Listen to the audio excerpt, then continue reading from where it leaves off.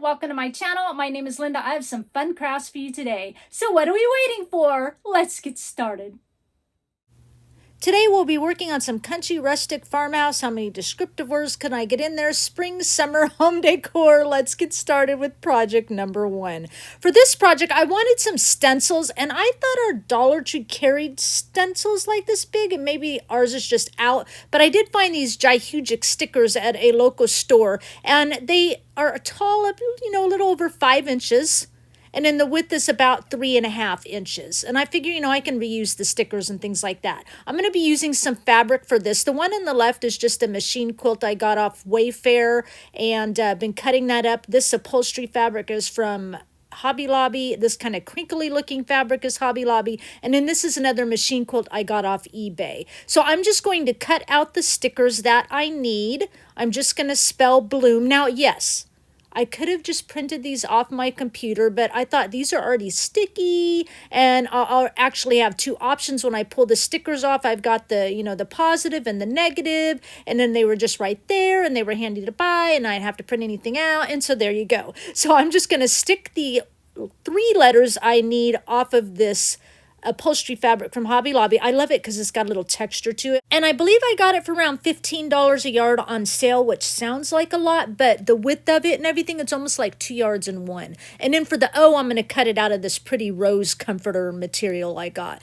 So here's all the letters cut out off camera, of course. Now on this one, the white ones, I cut batting for the back because the material I was using wasn't as thick as the comforter, and I thought the batting would, bring in that thickness. All right, so let's kind of measure. For this crinkly fabric, it's about 7 inches in width, and then it's about, there it is, 22 inches in length. This is like a nice rectangular pillow, of course. This other one is about almost 10 inches in width and about 25 inches in length. My ruler doesn't go that high. Now, on my letters, I'm going to go about 1 inch from each end, and I believe from top to bottom as well. That's how I'm going to kind of layer them out. But I'm going to do the first and last letter first, of course, and then I can adjust the letters in between. And then this middle piece is going to be about 1.5 inches from top to bottom and side to side, that brown crinkly fabric. I love it because it looks wrinkled, but it's not. Now, if you're a gluer, you can just glue all your letters on. You can glue your secondary fabric onto your top part of your pillow, and then you can go with your pillow between the 2 fabrics real close to the edge, 3 3/4 around, and then leave an opening for stuffing, and then you're just waiting for us. If you're a sewer, you're going to only take your top layer of fabric only. I'm going to sew this crinkly fabric on, and then I'm going to sew the letters on. All right, but first, before I do that, I want to just kind of pull on the threads and stuff around the edges of this crinkly fabric to kind of fray them up a little bit. All right, so here I am in my sewing machine, showing you a lot of the sewing here. I adjusted my camera height so you look more down and you're seeing the sewing versus my last videos. I kept thinking I had to have it more at my height, but all you'd see is my hand in it. So let me know if this is a better view for you guys. When you're filming and stuff, you got to think of all these little nuances and making sure you can see and I can see and everybody can see. So hopefully, like I said, this view is better for you so you're not just getting my hand in the way. And I'm going to go twice around this crinkly fabric. You can kind of see it right there to the right there a little bit. Just so, I like to do that so that, if I'm not so straight on my sewing, if I go twice around and make it look unstraight, it looks like, of course, I did it on purpose, which I did. Now here I'm just coming around the fabric of the letters, of course. And I'll just kind of skip and show a little bit here and there. I used a little bit darker thread so it would really kind of bring those letters out because there's not a whole lot of decoration. Gotta move that out of the way. Not a whole lot of decoration to this pillow, really. It's just kind of the secondary fabric, the letters, the texture of the different fabrics for the letters, that kind of thing. It's just not a lot of decoration. It's very simple. I wanted to keep it that way so that the bloom would really stand out. Right, as soon as I get this done, we'll move on to the next step. Gluers are sitting here waiting, or maybe you've stuffed your pillow. Here it is, what all looks like. And see, the double sewing makes it all look intentional, around that crinkly fabric. Now we're going to put our bottom piece to our top piece, of course. And then we're going to sew around the edges here, leaving an opening for stuffing. So here I come in with that, and no, I only sew once around here. Sometimes I will do a double line, but I stuff my pillows so tight that when I have to go in and close it and I'm doing a double line, it doesn't always look so great. Sometimes I have to rip it out and redo it. So single line on this one. And of course, as you can see, I've got my seams all out. I love my pillows that way, and I don't have to worry about flipping them right side out and all that kind of stuff. All right, so of course you can see what that looks like. That darker thread, I think, really brings out the contrast of everything. So just start stuffing your pillow. Yeah, I really like the size of this. It's fun and it's cute. It would look cute on, if you've got a bed full of all these pillows, really look cute in the front. If you're a sewer or a gluer, sew or glue your opening closed. And here's what that looks like. Now what I'm going to do is just take some sandpaper and really come in around those quilted edges and just sand them. It makes, all that stuffing and everything look all wrinkly, crinkly, and rough, and then the edges all rough and really gives that texture to it. And then here's my question. I couldn't decide if I wanted a bow or not. I like it and I don't like it. So what do you guys think? I know I'm going to get a lot of answers, but I'm going to take the majority on this one. Here's the pillow complete. We'll see how pretty it looks after I stage it at the end of the video, but for now you get a look this way and a little bit of Boston's bum. That makes this project complete. Let's move on into project number 2, which is also project number 3. For this project, I found this old drawer at a thrift store. I love it. I think it was around $10, but I want to take off the front of the drawer. We're going to use that in another project in an upcoming video. So here I am going to just kind of, back and forth, take it off. The drawer needs some work, but we're going to make it work because the bottom's cracked and everything. Here's the top removed. I saved a lot of that, from you having to watch it. But we'll use this board from Dollar Tree, this wood plank board, for the cover that front, because the thickness is about the same thickness of the drawer, and I'll basically just kind of, once I get everything glued and back together, I'll cut it off to fit that section where the drawer front used to be. Okay? Oh, I'll have my husband cut it off. I need to repair the bottom. It was only being held together because the drawer front was on it. And then I've got to kind of glue the sides in a little bit. We're going to have to do this in stages. So let's go with this first. I'm going to add wood glue to the bottom, and then I'm going to clamp it up for, 10, 15 minutes, and then we'll move on to the next step. Now you could just make a box, or, if you, out of wood, 2 long pieces, 2 side pieces of bottom. If you, are a wood person and you can connect it all together, you can buy a cute box somewhere from a thrift store, whatever, but I'm just using an old drawer. I like the length of it. Here I am. I know it's hard to see, but I'm kind of gluing the sides in with some wood glue because there's a little groove along those sideboards to fit those in. And then this piece kind of fell off. I'm sorry I'm off camera a little bit. Like, this drawer is really long, and so I'm going to glue that piece back on, and then I'm going to clamp it further again on the sides here to make sure those are all glued in. All these little cracks and things, we'll cover those up. And then I'll let that set again for about another half hour, and we will move on. Now I need to, add this wood piece to the part that's missing the drawer front. Add a little wood glue along in here, of course, and then we'll get that fit right inside, and of course, clamp it together. Again, let it sit for about another half hour, and then we'll move on. I really like this drawer front. It's going to be cool in my next project. Really simple project, but it's going to be fun. I added quite a bit of clamps. Here it is. So obviously you can see the color variation. So I want to try to make that piece match. The Waverly Antique Wax is a little bit too brown. I found this, I know it looks horrible, but at a garage sale for $1. But Rust-Oleum Wood Stain and Cognac is a little bit too red. So I thought, I'm going to mix the two, right? Perfect. Wait till you see it. It comes out pretty good. So I'm going to paint the Waverly Antique Wax on first, full strength. Right, and then I'll kind of wipe off the excess. I do the top, that little strip, the inside as well, but it's the same process. So I kind of just cut out that inside for you. You're seeing it right here. And then once that's dry, I'm going to come in. I don't really mix up this cognac stain. I just kind of leave it watery at the top. And then I'm going to just paint that just like this side, the top, and the inside. And then, of course, while it's still wet, I'm going to wipe it off. And you can start to see the two together is going to look pretty good. And then I'm going to kind of, dry it with my heat tool here. Can you see already it's starting to look pretty good? And I'll sand it a little bit.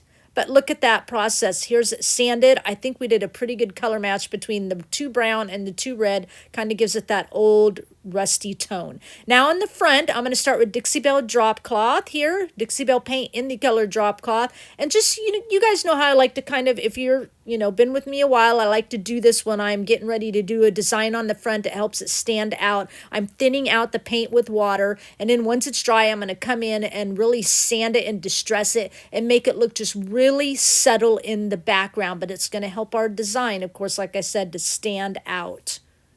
Plus, I have an old drawer here. I want to see the old color of the wood through it as well, right? Now, I will have a free printable for you, 2 of them, of course. Upper left corner, you're going to see one with a flower on the left and one without a flower. I cut mine out in vinyl. I like to cut it out in vinyl when I'm going to use it as a stencil because it sticks better onto the wood and none seeps underneath. About 98% of the time, it's pretty crisp. Although this time I don't want it crisp. But anyway, link to my blog in the description box where you'll find these in a PDF and a PNG. I'm going to use Debbie's Design Diary, a little black dress paint, and my stencil brush and start stenciling it on. If you've not stenciled before, when you dip your brush in the paint, wipe it off and then wipe the excess off onto like a paper towel where it just looks like you have a dry brush. Doesn't even look like any paint is on there. Wipe it off that lid, off of here. See, just dry look, and then stencil it on. You might have to do a couple of coats, but it's better to have a drier look than too wet where it could possibly seep under the material you're using. All right? I will do a couple of coats, but not a lot of couple of coats because I don't want to have to sand it as much. As you can see, this is another reason the vinyl's on there. I'm coming in to sand it now while the vinyl's on, because if I pull off my carrier sheet and then I go to sand it, that black paint, even though dry, will just spread out everywhere, and then you have just this black mess around your design. So I sand it first a little bit, and then I will pull it off, because then that vinyl around it will protect my paint and wood underneath, and I don't just get this black halo around my design. Now, I end up not having as much distress as I want, and whenever I cut my vinyls or stencils, I always cut 2. So I actually went back in and, put a new piece on so that I could sand it even more. So after I pull off this here, you're going to see the next clip here a lot more sanded. See, so I just went back in, replaced my stencil over the top, didn't do any more painting, just went back in to protect the area and sand more. Now I'm coming in with some black paint mixed with water and a fan brush, adding some splatters.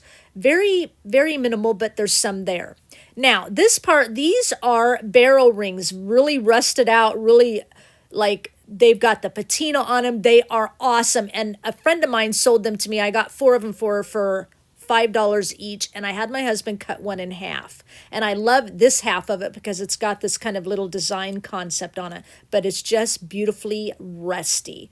And what I'm going to do is, of course, right here on either side, we still have to, smooth that end off and everything. It would cut. So he's going to smooth that and put some bolts in it. And then, of course, here it is. We've got it on there. So he smoothed the ends off. And then the bolts are just the right size. Bolts, some washers, some nuts, whatever. And get that in there, both sides. Looks really nice. You can see here the ends are all nice and smooth where we cut that. And that makes this project sort of complete. Okay, let's move into project number 3, which is a continuation of project number 2. For this project, I'm using these flowers from Dollar Tree, these hearts from Dollar Tree. These are all Dollar Tree. This wood flower, this was a sign, all from Dollar Tree. And then I've got some wood leaves that I cut off of my wood laser machine, but you can buy, if you've got fall wood leaves, a couple of buttons, some knobs, and some dowels. I have a round one I'll use and a couple of square ones. The first thing I'm going to do is just take some, copy paper, and I want to kind of rub along the inner part of that heart. We'll bring that in a minute. I'm going to use some Dixie Belle chalk paint in the color Rustic Red, and I'm going to paint these hearts. You guys are not going to, you saw it at the beginning, but I don't know how I thought of this. I just did. So I'm going to just do, of these projects coming up, like these, I'm going to only do one, and then I'll do the other off camera. The flowers that are on the dowels, one, and the other off camera. So I'm painting it all red, of course, and then once I've got a couple of coats on there, I'm going to come in and distress and sand it. Now you could leave these, I'm going to use fabric and stuff on a lot of these projects today, but you could leave them totally painted because I almost did, but y'all know I kind of like to, you know, put fabrics and paint together and stuff. So I'm just distressing it all out, the rough edges, not worried about the center. We are going to cover that in fabric, but here's what that looks like. I'll do the same like I said to the other one off camera. Now I'm going to come in with these flowers. I'm going to do Waverly Antique Wax first on the flower, the front, the back, the sides, down the dowel. I just show a little bit here because we all know how to paint. I like to do this first before I bring in the paint,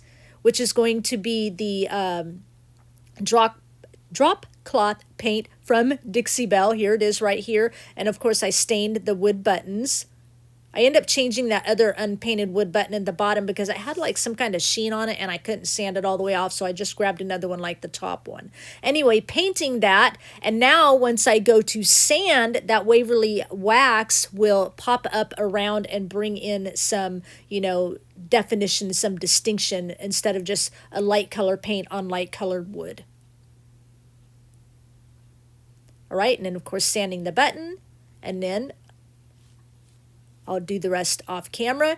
Now we're done with both of those. I'm bringing in some black paint mixed with water again, doing a little bit of splattering. I'll splatter the front and back and everything. So, and then I'm going to bring in some of that paint and just with my little stylus here and make a couple little dots on our little knob. That's going to be the center of our flower. And now what I want to do is add some moss here. So I was going to do moss, of course, and then add the button, but that's going to be kind of hard to stay very good.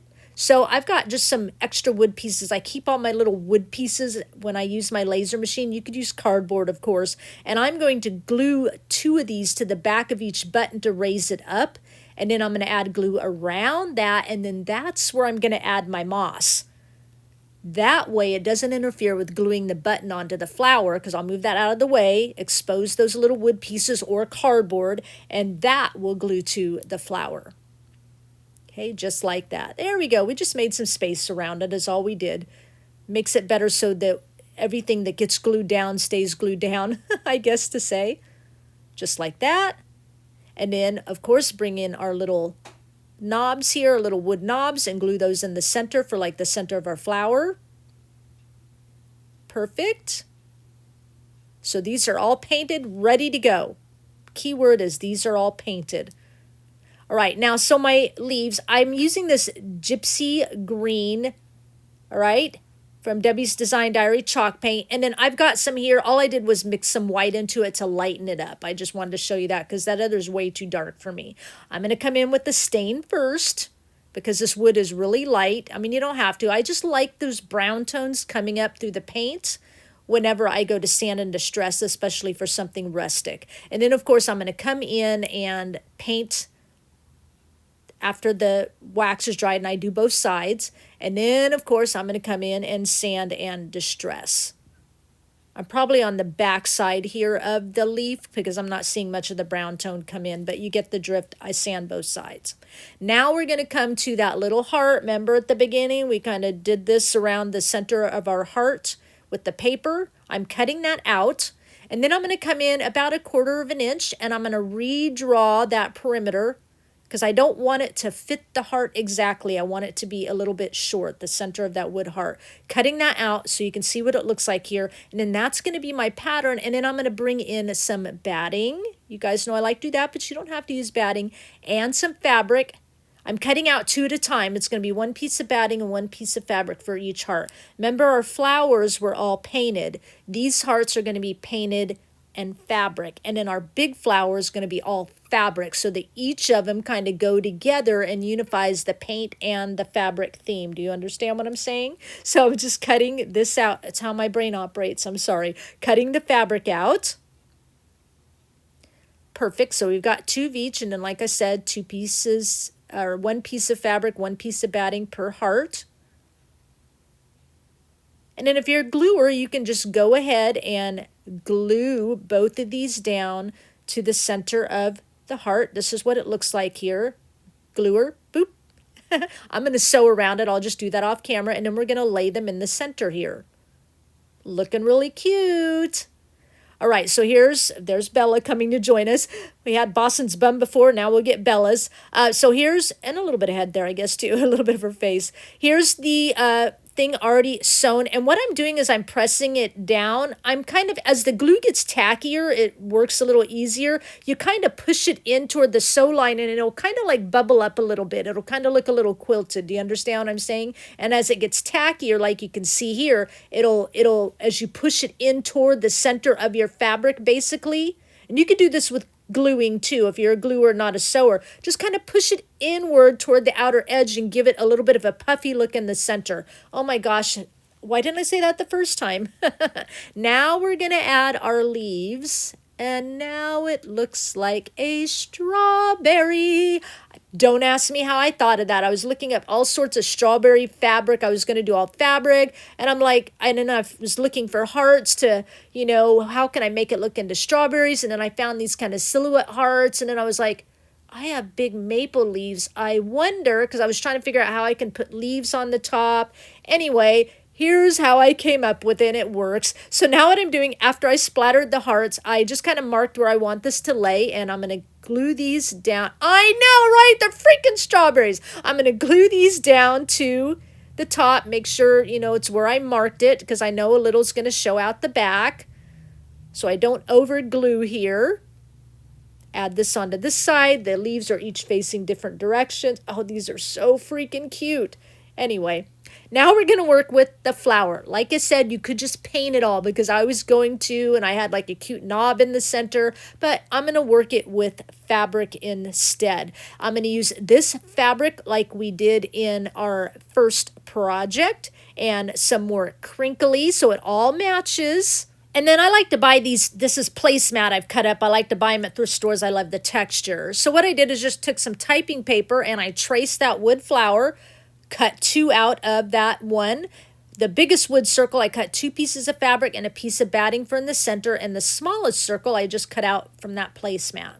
Now I decided I wanted a leaf, but I probably really didn't need a leaf, but I cut like a bow tie pattern, let's say, just free-handed. 2 pieces of fabric, used some leftover of this for the quote-unquote batting in the center of the 2 pieces.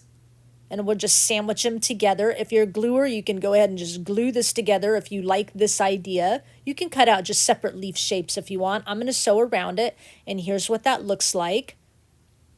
All right, and then the flower shape, you could stuff it like normal, but I have this really thick batting I had gotten at Joann's. I think most craft stores, they're about 1 inch thick, would have this if you went to their batting section. I cut it a little bit shorter all the way around so that I could sew around it.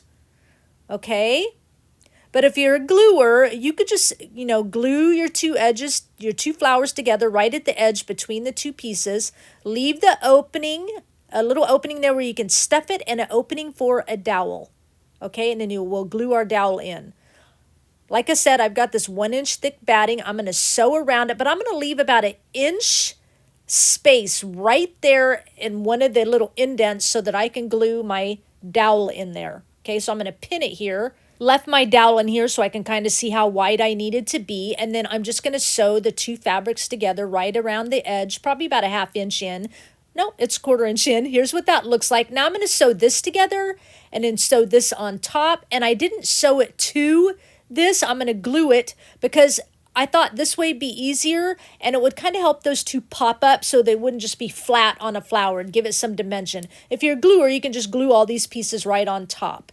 All right, but that's why that biggest circle, I have fabric, batting, and fabric. But if you're a gluer, you probably just need 1 piece of fabric, and if you choose 1 piece of batting, because you're just going to glue it all down. But since I'm going to, sewing around that and then sewing this on top and then gluing it down to the flower, some of that back part of that bigger circle might get seen a little bit. Do you know what I'm trying to say? So just gluing all of that down, and it just kind of helps it pop up just a little bit. See, the edges are popped up.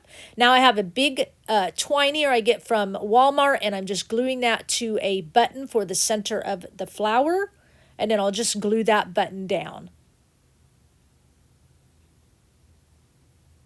All right, and then I'm adding a lot. Now you can see here that's probably about 6 inches of dowel, and I'm going to put that all the way through. If you don't put it enough, you want it so when your dowel's in there, your flower doesn't fold over your dowel. So you want that dowel in your flower quite a ways, okay? And then I'm just gluing that bow tie flowers, so to speak, around the stem of our dowel. Now I've got some quick hold glue, which is essentially another E6000 kind of, it's from the makers of E6000, I guess. Love it because it holds in 10 minutes. You can work with it, but sets in 24 hours. Unlike E6000, you just got to wait 24 hours. I'm gluing some square dowels and clamping them to the back of our strawberries. And I do cut those dowels down a bit. I cut them down to about 8 inches. I wanted them a little shorter. Now we're bringing project number 2 in. Here's our box. And I'm going to use pool noodles for this because I really didn't want to glue anything down in the box in case I wanted to take all this spring or summer stuff out and maybe add pumpkins or something in the fall or something like that. Okay, because the Cottage Seed Company, you could grow pumpkins with seed, right? Or flowers. And I'm bringing in some crinkly paper, as well as I'll bring in some moss, but that way I don't have to use up a ton of moss, but the crinkly paper with the moss will give us loads of texture. All right, and then I'm using a screwdriver to punch holes into those pool noodles so I can place our flowers and stuff. See, this, yeah, that leaf is going to kind of get hidden, so that's why I was saying I probably really didn't need it, but I know it's there, and if you turn it or something, you'll see it. Adding in our wood flowers, and then I'm bringing my strawberries almost clear down to the bottom pretty much, because strawberries are always really close to the ground, right? So that's why I wanted those a lot lower. And then I'll start adding in some moss. Once I get, you didn't see me here, I did it off camera. Once I got my flowers and strawberries where I wanted, I pulled them back up a little bit and added some Fabri-Tac glue down the dowels and then pushed them back in so they are glued in nice and strong to the pool noodles. Just adding in more crinkly paper around the back, adding in the moss, the colors together, the textures, that kind of thing. Looks really cool, I think, and that makes this project complete.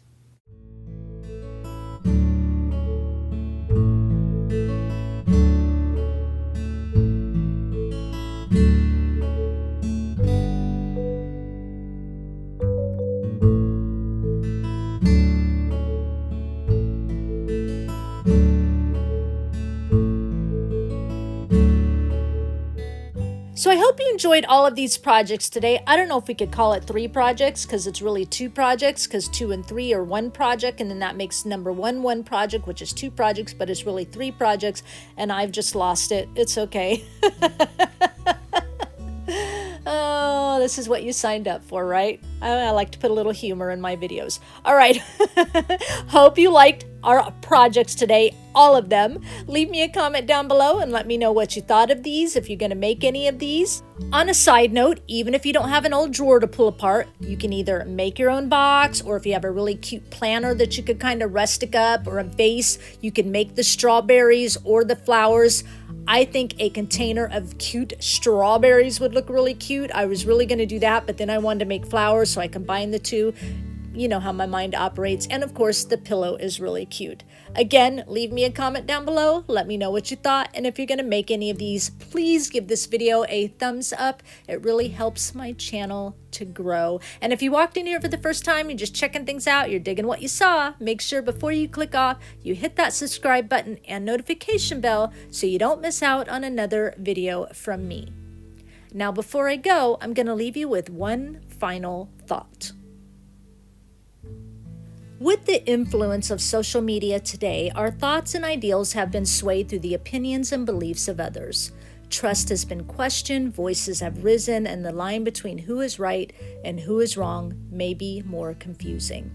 There's always been some sort of conflict between man, which is one of the reasons Jesus died on the cross. He wanted to bring unity and peace between the different groups of people. He loved us enough to die for us, extending his grace in all circumstances. He wanted none to perish, but that the love toward each other would rule in our hearts. In the Bible, the book of 1 John chapter 4, verses 11 and 12, it says, "Dear friends, since God so loved us, we also ought to love one another. No one has ever seen God, but if we love one another, God lives in us, and his love is made complete in us." The enemy has been hard at work raising up a plank of division between people, causing resentment toward each other and a lack of trust. The enemy spins half-truths and deceptions trying to reduce our belief one lie at a time. We must fight against the deception and stand on the truth of God. We must be diligent in prayer, asking for discernment to distinguish between right and wrong, as well as asking for courage to keep us rooted in the ways of Jesus. He alone builds up our faith and strength as long as we continue to hold to His truth and follow all that He has for us. Some may say that it's difficult in today's world of social media to stand for Jesus and His ideals and how we treat others, but really it shouldn't be. If we have a relationship with God, we must demonstrate His love and passion toward us through our behavior toward others, and then align that behavior with our words. In the Bible, the book of James, chapter 3 and verse 17, it says, "But the wisdom that comes from heaven is first of all pure, then peace-loving, considerate, submissive, full of mercy and good fruit, impartial and sincere." Also, we shouldn't harbor bitterness or anger towards each other, and we definitely shouldn't quarrel with one another over differing opinions. If there's tension or conflict, we must pray for unity, restoration, change our attitude, and let any feelings of resentment go. We need to love and accept one another with the same love that Jesus had for us when He gave His life on that cross. In the Bible, the book of 1 John chapter 4, verses 19 through 21, it says, "We love because He first loved us. Whoever claims to love God yet hates a brother or sister is a liar. For whoever does not love their brother or sister whom they have seen cannot love God whom they have not seen. And He has given us this command: anyone who loves God must also love their brother and sister." I thank you for sharing your time with me, and I'll talk with you again soon. Bye.